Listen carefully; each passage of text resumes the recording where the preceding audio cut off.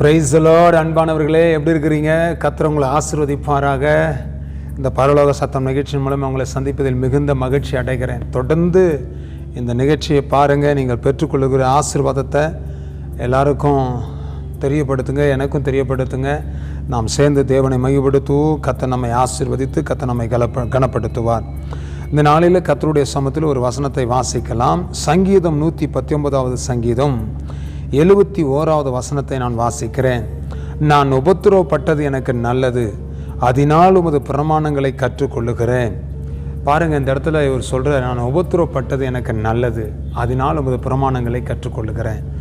ஒரே உபத்திரம் பிரதர், ஒரே பிரச்சனை பிரதர், நிறைய பாடு பிரதர், நிறைய போராட்டங்க பிரதர், நான் ரொம்ப உபத்திரவப்பட்டுருக்கிறேன், நான் ரொம்ப கஷ்டப்பட்டுருக்கிறேன், எனக்கு எப்போ தான் இந்த பிரச்சனை தீரும் தெரில, எப்போ தான் இந்த போராட்டம் மாறும் தெரிலன்னு கலங்குறீங்களா?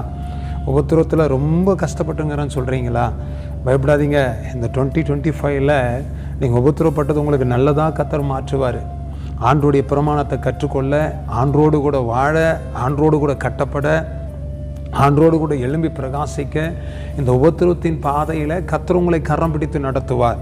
சந்தேகமே படாதீங்க. நீங்கள் உபத்திரவப்பட்டது உங்களுக்கு நல்லது தாங்க. எவ்வளோ வருஷமாக எவ்வளோ உபத்திரவப்பட்டீங்க, எல்லாத்துக்கும் பலனை இந்த வருஷத்தில் கர்த்தர் உங்களுக்கு தரப்போகிறார். இந்த வருஷத்தில் உங்கள் உபத்திரவத்திற்கு ஆண்டவர் சரியானபடி பதில் தரப்போகிறார். நீங்கள் உபத்திரவப்பட்டது நல்லதுன்னு சொல்கிற அளவுக்கு கர்த்தர் உங்கள் வாழ்க்கையில் நல்லதை செய்வார். ஏன்னா நம்முடைய ஆண்டவர் நல்லவராக இருக்கிறார். அவர் கண்டிப்பாக நன்மையானதை செய்வார். சரிங்களா? ஜெபிக்கட்டுமா உங்களுக்காக? தகப்பனே, இந்த நல்ல வேலைக்காக உமக்கு நன்றி செலுத்துகிறோம். உபத்திரவப்பட்டது நல்லது, அதனால் உமது பிரமாணங்களை கற்றுக்கொள்ளுகிறேன் என்று பக்தன் சொல்லுகிறதை பார்க்கிறோம்.